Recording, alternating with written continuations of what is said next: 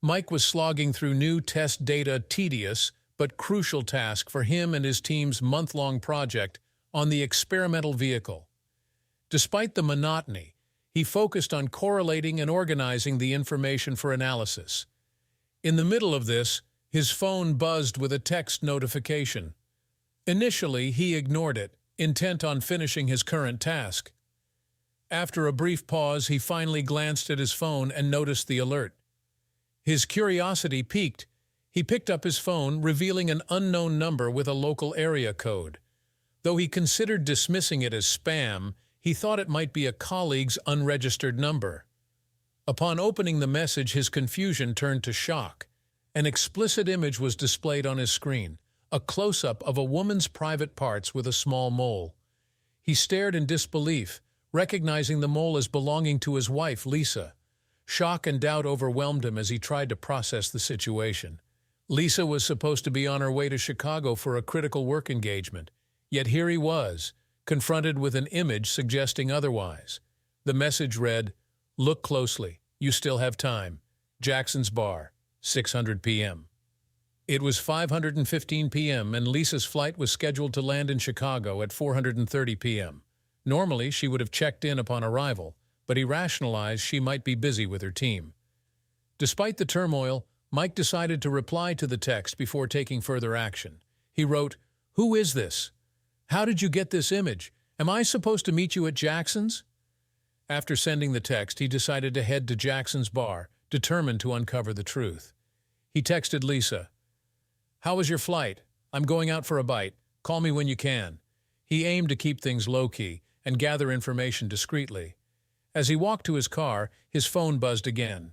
Expecting Lisa, he checked it only to find another message from the mystery sender, "You'll be there, but you'll find someone more interesting than me." Overwhelmed, Mike hurried to his car, checking the map.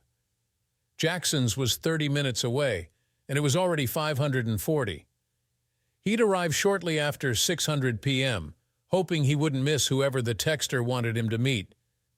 During the drive, his phone buzzed again this time, a message from Lisa Crazy Time with the team. "Call you later before bed. Love you." Pushing thoughts of their conversation aside, he focused on the meeting at Jackson's. He arrived at 610, his heart racing as he parked. The texter hadn't given clues about who to look for, but he assumed they'd recognize him and approach. The mention of someone more interesting troubled him most. The texter seemed to know more than he did, and he feared walking into a trap. The image of Lisa's intimate parts haunted him. He trusted her completely and thought their relationship was strong. Yet someone had this image, and he was minutes away from discovering the truth, a prospect that filled him with dread. Stepping inside, he allowed his eyes to adjust to the dim lighting. Unfamiliar with the pub's layout, he paused by the entrance to survey the surroundings. A spacious dining area lay ahead with a bar to his left. Choosing a seat near the end of the bar, he ordered a draft beer and scanned the room. His attention was drawn to a man who had just taken a drink order and was heading across the room toward a table of smiling individuals. And there at the table, receiving a drink from the well-dressed man, sat Lisa, wearing her little black dress and pearls, her smile radiant. Moving mechanically, he advanced toward the table. As Lisa noticed him, her warm smile faded to wide-eyed fear. Undeterred, he continued, determined to get answers. "I kept walking until I reached the table and grabbed the well-dressed man by the collar, yanking him backward. Drinks flew as he stumbled, crying out in pain. As he fell to the floor, I recognized him. 'Stay down, Greg,' I barked. Drenched and shocked, Greg obeyed silently. Turning to Lisa, I saw the table had gone silent. Familiar faces stared back, her teammates, people who had shared dinners at our home. It struck me that team loyalty outweighed personal betrayal, except for the one who had sent the message. Briefly, I thought about finding out who it was, but I dismissed the idea. I told Lisa I was heading home and that she should come if she wanted to salvage our marriage. She nodded, but before she could move, I asked for a moment. I addressed Rachel and Jack sitting nearby. "Rachel, does Matt think you're in Chicago? And Jack, does Sarah know you're here?" Their guilty expressions confirmed my suspicions. It was clear the whole team was in on it. The drive home was a blur, my mind racing. Inside, I grabbed a beer and slumped onto the couch, thinking about our so-called friends. I knew Matt and Sarah, but not the other couples. Unsure of what to do, I thought about calling Jack or Sarah, but decided against it.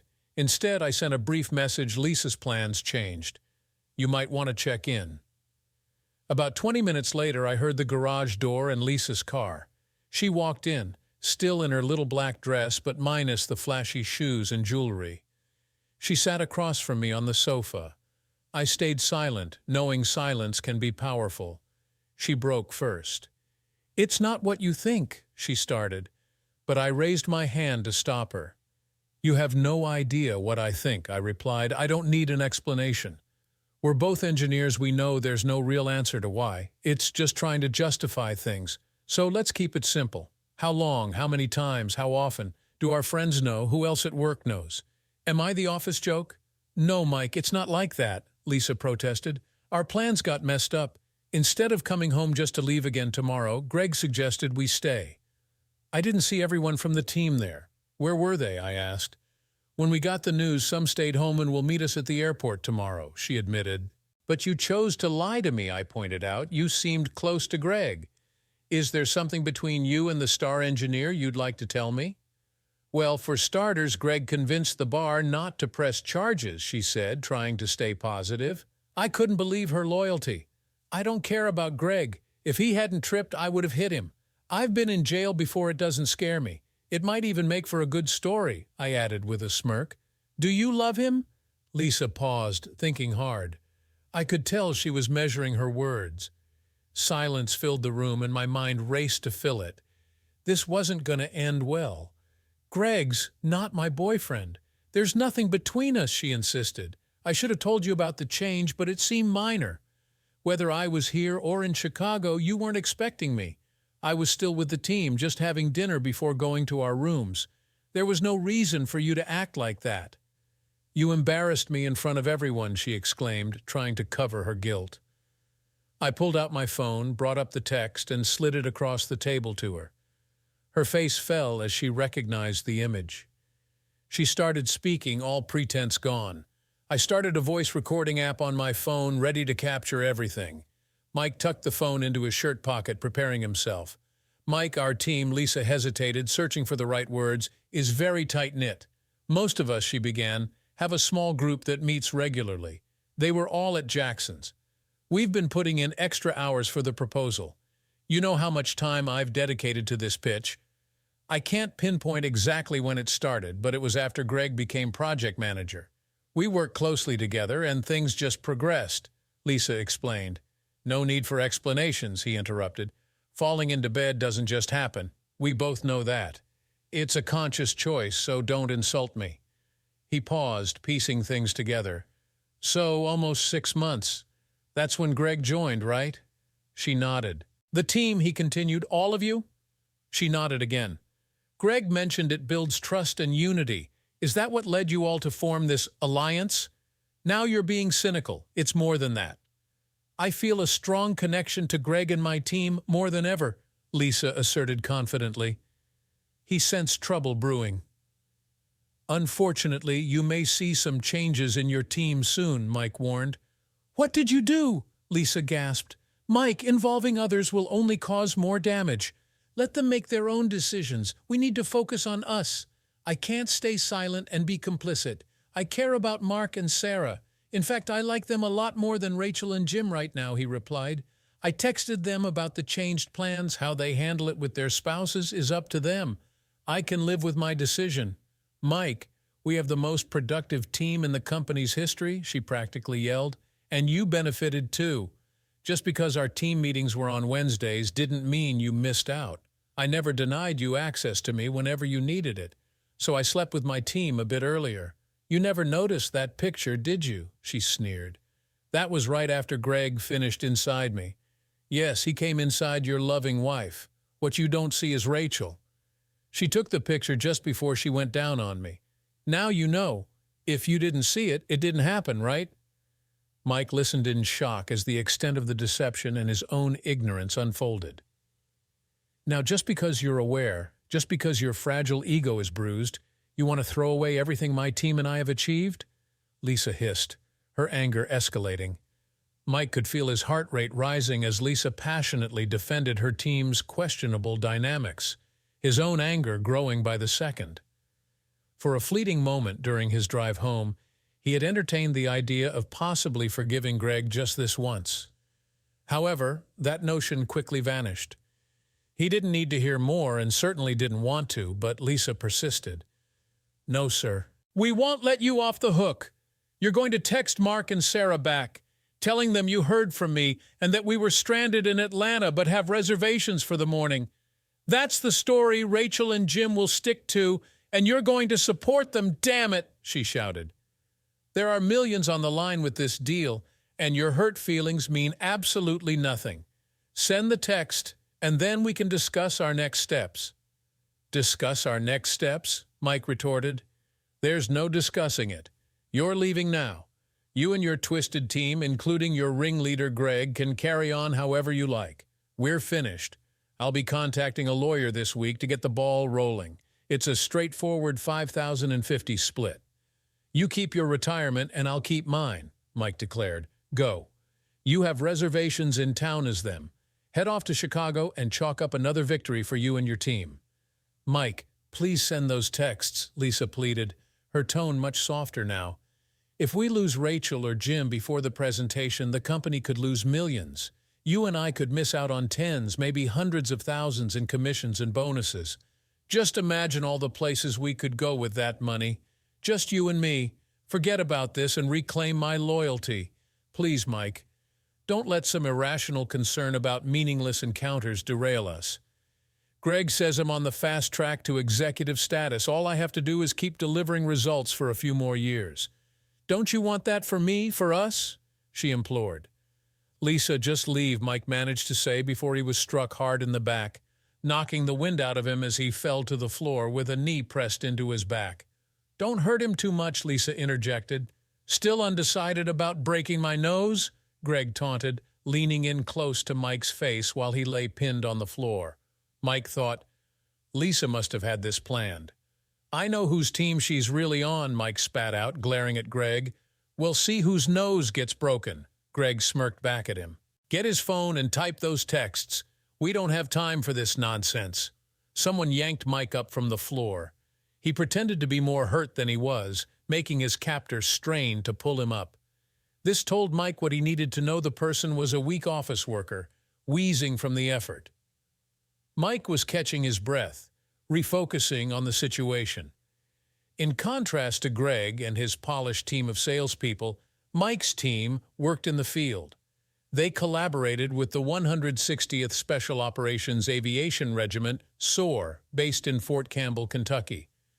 While Mike's group of engineers wasn't as hardcore, spending time with the crews during test missions meant they were in top physical condition, guided by seasoned operators. They designed equipment for the most dangerous missions, taking pride in their modifications that contributed to successful operations and safe returns. The members of the 160th and their formidable passengers deeply appreciated the hard work of Mike's crew, especially Master Sergeant Troy Baker, a legendary figure in their community. Everyone from rookies to high-ranking officers respected him for leading his men through missions worldwide. He was known for never leaving anyone behind, a reputation cemented during a mission in Colombia. When FARC ambushed their group, MSGT Baker saw the young LT platoon leader on the ground, bleeding from a head wound. The medic declared him dead, but Baker lifted him into a fireman's carry, insisting he was coming home with them. The medic, thinking Baker had lost his mind, followed orders as they trekked back to the LZ through dense forest.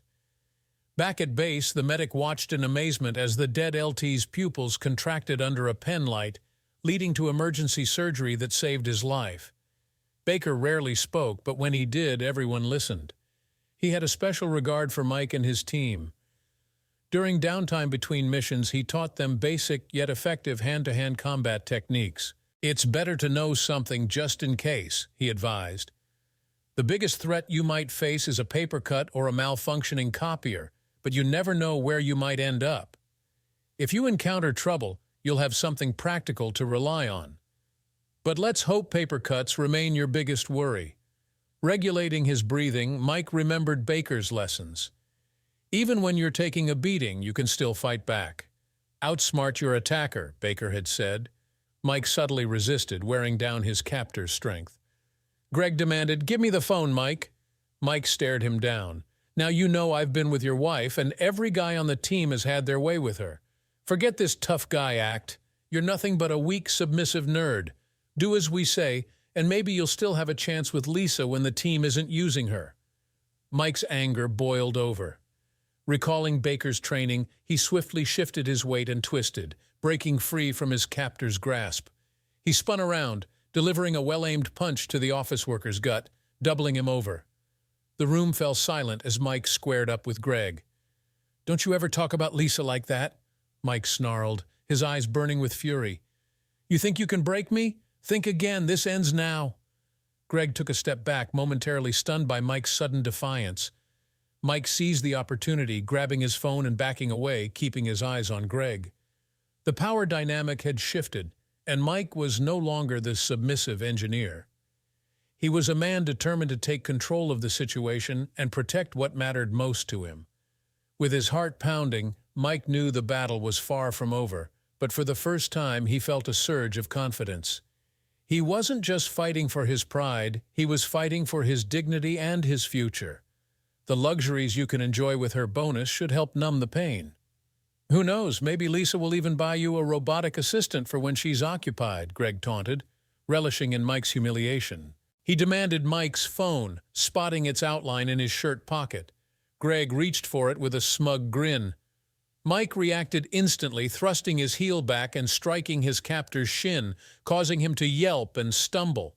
Using the moment of distraction, Mike flexed his arms and broke free from the hold. Greg's eyes widened in surprise. Mike rolled his shoulder as MSGT Baker had taught him and drove his fist into Greg's face with all his strength. The crunch of breaking bones was followed by a gush of blood as Greg crumpled to the floor. Mike spun around, spotting his assailant. It was Bill, clutching his leg and whimpering about a broken foot. Mike stomped on his foot, eliciting a scream from Bill. "That should clear things up," Mike muttered. Turning back, he saw Greg on the floor, hands covering his bloody face, trying to get up. Mike leaned down and hissed in Greg's ear, "Looks like your nose took the hit. Not willing to take one for the team?" He then delivered a knockout punch to Greg's temple. Adrenaline coursing through him, Mike scanned the room for Lisa. Suddenly, a sharp pain shot through his back and neck, dropping him to one knee. He turned to find Lisa wielding a cast-iron skillet. Her swing had missed, only grazing his side. Rising, Mike roughly grabbed the skillet from her hand. "Mike, we can fix this," Lisa begged. "Think about the money. It'll end the affairs, I promise. We can go back to how it was." Rubbing his head, Mike stared at her, amazed by her quick change of tactics.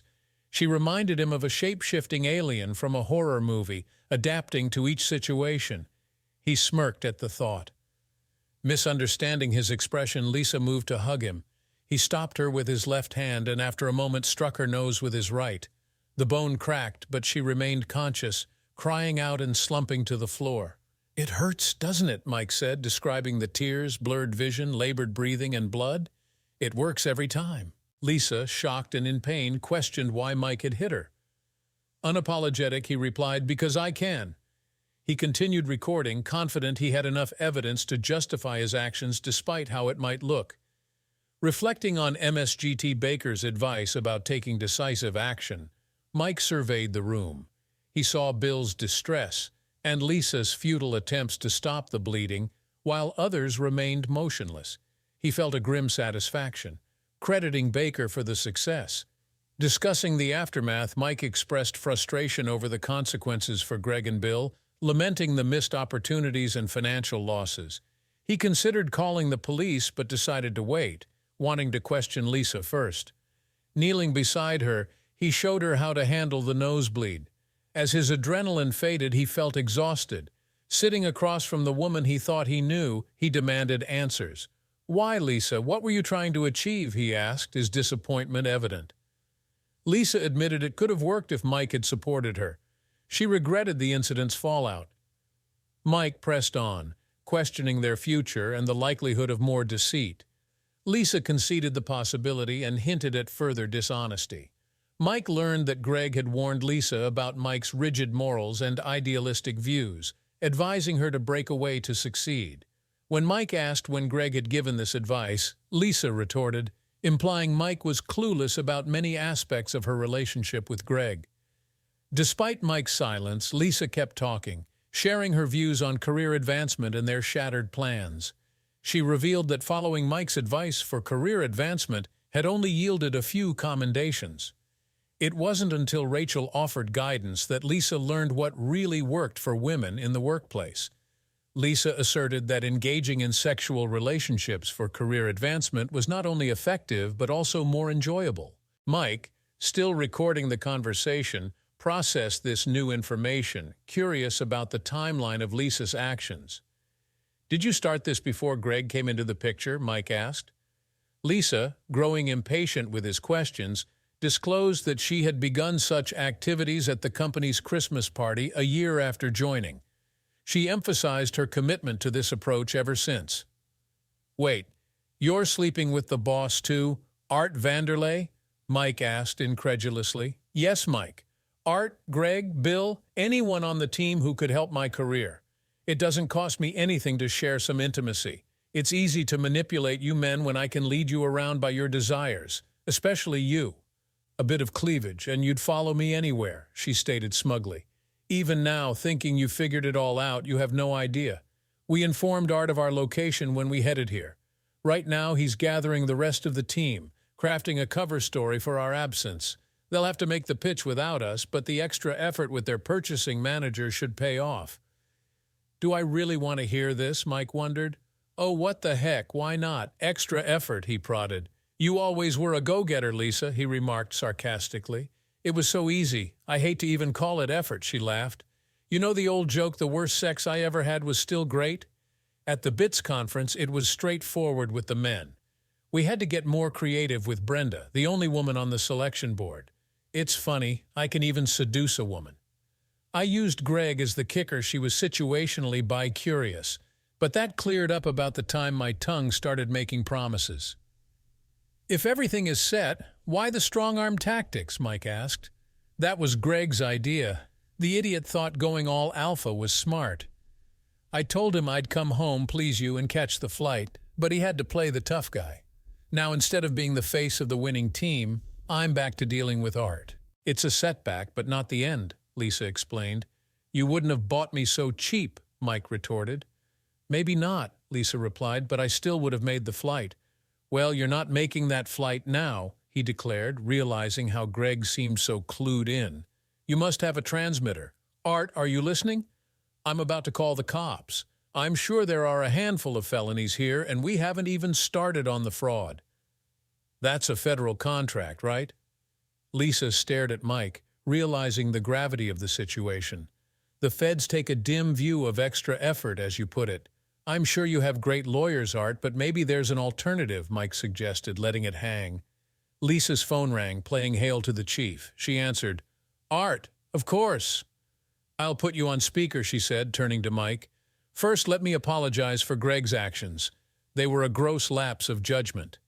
The board will deal with him assertively." Art's voice came through the speaker. "Thank you, Art." "It's good to see that you and the board take assault and fraud seriously," Mike replied. "These are unfortunate allegations. Lawyers will profit, but nobody wants to rock the boat. We might pay a fine, Greg and Bill get community service, but ultimately you'll be divorced and half as wealthy," Art explained in a businesslike manner. "Do I detect an alternative in this story, Art?" Mike inquired. "Tanya always said you were the clever one." "Yes, there most decidedly is an alternative. CR has displaced you in your wife's affections. When you found out and questioned it, you were treated shabbily. Instead of calling the cops, suppose we could come to an agreement," Art continued. "I just sent a snap to Tanya's phone. It should disappear after viewing. Have a look." Lisa opened the snap and showed it to Mike. He saw the words Bank of Grand Cayman and a very large number. "When would that be deposited?" Mike asked. "It's already there. You have an email with the account number. This has been a very bad day for you, Mike. This may be a hard decision, and I don't discount the emotion. Lisa is a very desirable woman. However, one can't take emotion to the bank, can one? Art concluded. No, one can't, Mike agreed, mimicking Art's upper-crust manner of speech. CR will cover the costs of your divorce. You can never reconcile. Tanya will file asking for her personal belongings and her retirement, Art outlined. He paused for a moment, weighing his options. On one hand, he could stand on principle and expose the entire sordid mess, letting the chips fall where they may. On the other hand, Art had just given him 5 million reasons to walk away. Does CR have a medical team, Art? Mike asked. Ah, yes, Mike. We do have some physicians on retainer, Art replied. Good, Mike said. Send a few of them over here to pick up your team. Are we in agreement then? Art asked. Tanya, Mike replied firmly. Precisely, Art agreed. Are we done, Art? Mike asked. Goodbye, Art, Mike said, and ended the call. He put his phone away, turned off the recording app, and slipped it back into his pocket. I knew you would see it our way, Mike. We can still be friends. Friends with benefits when this is all over, Lisa said, summoning what she thought was her most winning smile. But even her radiant smile couldn't undo the damage to her ruined nose. Her eyes were turning black, and dried blood crusted under her nose, trailing down to her chin. Mike found the sight comical and allowed himself a small smile. Once again, Lisa misread his smile as agreement and leaned in to kiss him. Mike extended his right hand, halting her and gently pushing her back until she landed on the couch with a thud. Why would I want to kiss you? He asked, his disdain evident. Lisa, hurt, looked up at him. You need to get your things and be gone by tomorrow, Mike insisted. Walking toward the door, he stopped beside Bill, who was still clutching his injured foot. How's the foot? Mike asked dismissively. Then he kicked Bill in the groin, causing him to curl up and moan in agony. Approaching Greg, who had managed to sit up, Mike said, I won't hit you again. Greg looked relieved, but his relief quickly turned to pain as Mike's foot pressed into his groin, making Greg collapse in agony. Mike walked out of the room, got into his car, and drove off. He didn't know where he was going, but food and shelter were his immediate needs. He grabbed a burger from a drive-thru, checked into a Red Roof Inn just outside of town near the freeway, and fell asleep as soon as his head hit the pillow. Despite the physical strain from the previous night's events, he rose early the next morning and reluctantly got out of bed. As he made coffee in the motel room, his phone chimed. Eagerly, he grabbed it and read the text message from an unknown number. Sorry about yesterday. Can we meet at TGIF at the mall? I'll wave you over to seats at the bar. I'll be there. Mike replied, sure, and poured the lukewarm coffee into a paper cup. Determined, he set up his laptop, gearing up for some online banking. Reflecting on his college days before his relationship with Lisa, he recalled his economics professor's advice to maintain an offshore account for unforeseen circumstances. With his professor's help, he had established a bank account in the Cayman Islands, which he fondly referred to as his go-to-hell fund. Over the past decade, he had diligently contributed to it, and now it boasted nearly $50,000. Mike felt a sense of pride knowing his fund was about to receive a significant boost. He accessed the secure website for his bank, and with a few keystrokes, he transferred the bulk of Art's payment into his personal account, leaving $100,000 in the original account. After a shower and a change of clothes, he headed out to meet the mystery texter. Mike entered TGIF just past noon and immediately noticed a man waving him over. The man appeared to be around Mike's age, well-dressed and handsome. Mike approached him. I believe you sent me a text, Mike said as he sat down. I'm sorry for how it turned out. I didn't know a clean way to tell you, the stranger began. Why don't you start with who you are and your connection to Lisa, Mike replied.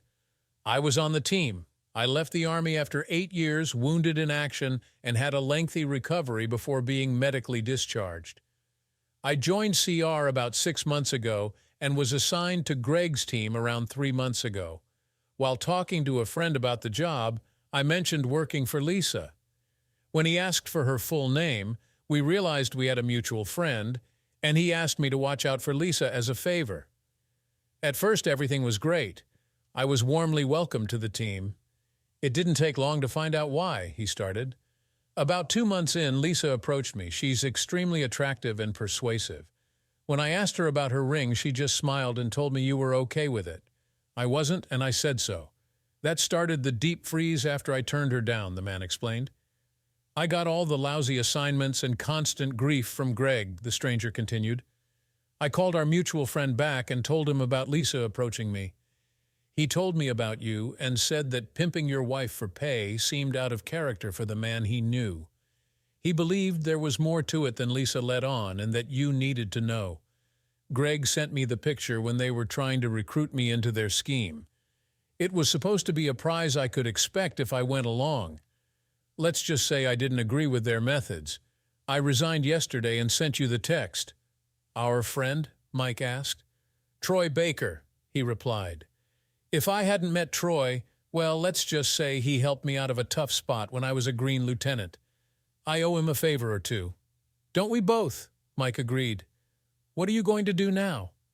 Art pretty much laid it all out for me. I could get the cops involved, and yes, Bill, Greg, and even Lisa would face legal problems, but with his lawyers, it would end up as a minor inconvenience. We made a deal. You might think I'm selling out, and maybe you're right, but they stole the only thing I had that was irreplaceable. If I can't make them pay legally, I'll make them pay another way. It won't bring Lisa back, but I think I'll find she's less irreplaceable than I thought. I have a trip planned. Tell Troy thanks for everything. I won't be going back to work. What about you? Mike asked finally. Well, Troy always spoke highly of Baxter Inc. Now that you're gone, they might need another engineer. I think you'll find they do business a bit differently at Baxter, more to your liking. Challenging, but the fringe benefits won't compare to what Lisa's team was offering. Mike smiled, accepting the arrangement. The strangers stood up, prompting Mike to do the same. With a simple nod to each other, they left without exchanging any further words. Fast forward to Monday, Mike had just completed the check-in process for his flight to Costa Rica. As he contemplated the upcoming relaxation in Tamarindo, he headed toward security. Spotting a mailbox, he pulled out an envelope from his pocket addressed to the DOJ in Washington, D.C. It contained a thumb drive with the recording.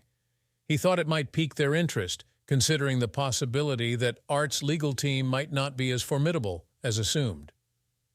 Mike dropped the envelope into the box before proceeding to the security line.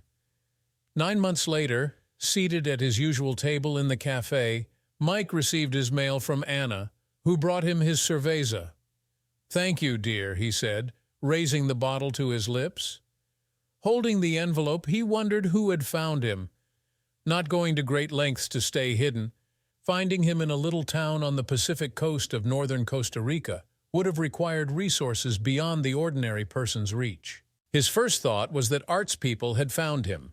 Letting the envelope sit at his house for 2 days, he was fairly certain it wasn't a bomb. "Still, you can't be too careful." "Carlos," Mike called out to the cafe owner. "Te importa?" "Sí, señor," Carlos replied. Mike handed over the envelope and stepped back a few paces, thinking, "You can never be too careful." Carlos cut open the envelope and handed it to Mike. "Gracias," Mike said, taking another pull from his beer bottle. He turned the envelope over and several sheets of paper fell onto the table. Picking up a note, it read, "Thought you would find this interesting," along with a phone number. Troy, Mike thought. Only Troy would have the resources to find him. He could live with that. Flipping over another piece of paper, he found a copy of a newspaper article with a picture. The photo depicted Greg, Bill, Lisa, and Rachel being led out of the CR building in handcuffs. The headline read, "4 indicted in multi-million-dollar procurement fraud." Mike smiled. Maybe Art's lawyers aren't everything they were cracked up to be, he said to himself, a habit he had picked up since his Spanish was weak and English wasn't widely spoken. He liked to hear English conversation, even if it was just him talking to himself. "Ana otra cerveza," he said, holding up his empty bottle. "Sí, señor, gracias," Ana replied as she brought him another beer. Mike took a swallow and looked out at the deep blue Pacific, feeling a sense of satisfaction. Lisa, he thought, letting the name drift away with the ocean breeze.